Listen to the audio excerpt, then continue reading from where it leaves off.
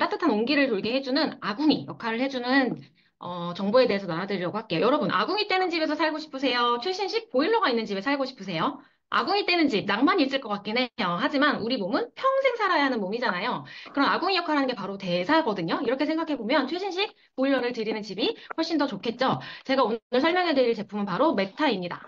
남녀노소 유산균을 먹는 시대가 됐어요. 언젠가부터 어린 아이들부터 노인들까지 남녀노소 정말 다 유산균을 먹는 시대가 됐죠. 왜 그럴까요? 대장을 자세히 들여다봤더니 근데 유산균은 스치고 지나간대요. 1%. 그럼 이 대장에 뭐가 있냐? 대장 속에는 우리 몸에 38조 개의 미생물이 그중에 90%가 바로 대장에 있더라는 거예요. 그래서 몸세포가 우리 30조 개라고 이야기하잖아요. 몸세포보다 더 많은 미생물이 대장에 있기 때문에 대장이 건강해야 우리 몸이 건강할 수 있다. 그래서 단순히 면역력에 그치는 수준이 아니라 어쩌면 우리가 그동안 풀지 못했던 질병의 수수께끼의 답이 대장에 있을 수 있겠다라고까지 얘기하고 있죠. 그래서 흥미로운 실험도 있었어요. 뚱뚱한 사람의 대장균을 쥐에게 이식하고 마른 사람의 균을 이식했더니 뚱뚱해지고 말라졌다. 나 물만 먹어도 살쪄. 이런 사람들 있잖아요. 거기에 키가 바로 대장에 있었다라고 이야기하는 거예요. 그래서 빌 게이츠, 오바마 대통령, 우리나라의 대기업에서도 마이크로바이옴, 대장 미생물에 집중하기 시작했죠. 여러분 개놈 프로젝트 들어보셨죠? 여태까지 우리 몸에서 가장 중요한 것은 유전자라고 이야기했었어요. 그런데 유전력이에요. 가족력이에요. 저희 집안은 고혈압 집안이에요. 이런 얘기 들어보셨죠? 그렇다가 어떻게 밝혀졌죠?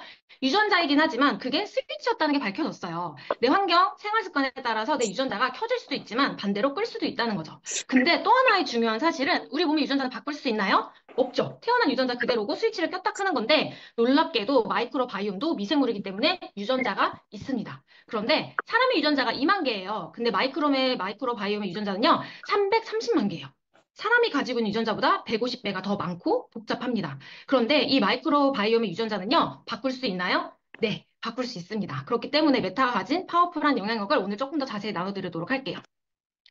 메타, 장환경, 미생물의 환경은요, 어떻게 바뀌냐면, 항생제, 식이습관, 제왕절개에 의해서 바뀌게 됩니다.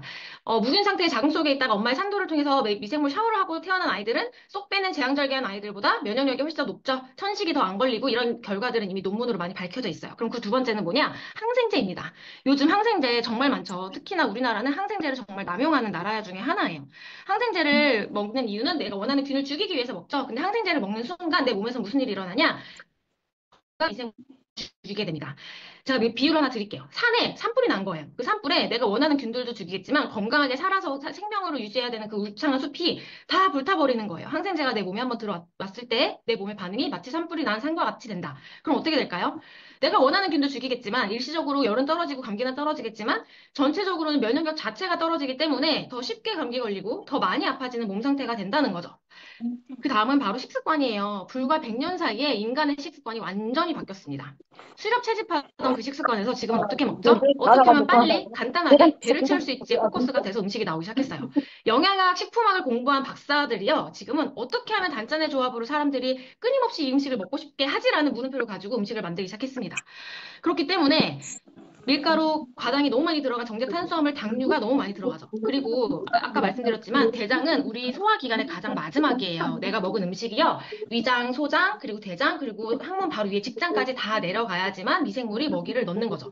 근데 우리 지금 쌀 몇 번 도정해서 먹죠? 10번이나 도정해서 100미로 먹죠. 과일 껍질 다 깎아 먹죠. 우리가 먹는 음식이요. 대장까지 도달하지 못합니다. 그럼 대장까지 도달하는 음식이 뭐가 있냐? 뿌리 음식이에요. 우엉, 돼지 감자, 고들빼기. 여러분 이런 거 드시나요? 우리 아이들한테 주실 수 있나요? 그렇기 때문에 우리 식습관, 라이프 스타일에 이런 식단을 유지하기 굉장히 어렵다는 거죠. 그래서 우리나라가 대장이 제일 긴 거 아세요? 민족 중에? 그 중에서도 우리나라의 대장암 중에서 직장암이 제일 많아요. 항문 바로 위에 있는 직장암. 거기까지 미생물이 도달하지 못하기 때문에 암이 제일 많은 거거든요. 그래서 뉴스킨 파마넥스에서 이걸 가지고 연구를 시작했죠. 앞서가는 뉴스킨 파마넥스에서 안토시아닌이 대장에 영향을 준다라는 힌트를 가지고 연구를 시작했는데 그 연구의 수준이 어느 정도까지냐면 조석창 박사님이 발표하셨던 자료예요. 안토시아닌 41개 중에 없었던 안토시아닌 하나를 발견했는데 그 중에 하나의 이름을 뉴스키니딘이라고 이름을 지었어요. 이 세상에 없었던 물품을 발견하거나 발명을 했을 때 본인 발명한 사람의 이름을 짓잖아요. 안토시아닌 중에 하나의 이름을 뉴스킨의 이름을 붙인 거예요. 이 정도 수준으로 제품을 만들었더니 어떤 역할이 있었냐? 이렇게 해서 대장 미생물이 좋아졌을 때 우리 몸이 어떻게 좋아지냐? 바로 메타볼리즘, 대사가 좋아집니다. 그럼 대사가 뭐냐? 우리 몸에 뭐가 들어오는 거, 에너지로 쓰는 거, 나가는 거, 이 모든 과정을 대사라고 하거든요. 여기에 문제가 생기는 거예요. 들어오지 못해요. 왜요? 알러지 생겨서. 아토피 때문에, 면역력 때문에 들어오지 못합니다. 그리고 들어와서도요, 태우질 못합니다. 그러니까 어떻게 될까요? 피로해요. 당뇨가 생기고요. 불필요한 걸 또 내보내야 되는데 내보내지 못하니까 부종이 생기고 세포 변이를 일으키면서 암, 염증, 혈관 질환까지 된다. 이 모든 것들이 사실 대사에 문제가 생기면서 발생되는 문제들이거든요. 현대인들이 가진 식단, 항생제 복용, 스트레스 과다로 인해서 마이크로바이옴의 불균형이 이미 왔어요. 그런데 요즘 현대인들이 가지고 있는 질병은요, 마이크로바이옴의 불균형이 일어났을 때 생기는 질병과 완전히 일치합니다. 그럼 우리가 가지고 있는 질병의 키가 어디에 있다? 대장이 키일 수 있다. 우리 인간이 가지고 있는 DNA는 바꾸지 못하죠. 하지만 마이크로바이옴은 우리가 어떻게 영양 관리를 하느냐에 따라서 생활 습관 관리하느냐에 따라서 달라질 수 있다는 거예요. 그래서 내가 마치 앉아 있는데 메타를 먹으면서 앉아 있으면 뛰어 있을 때와 같은 대사 상태가 된다는 거죠.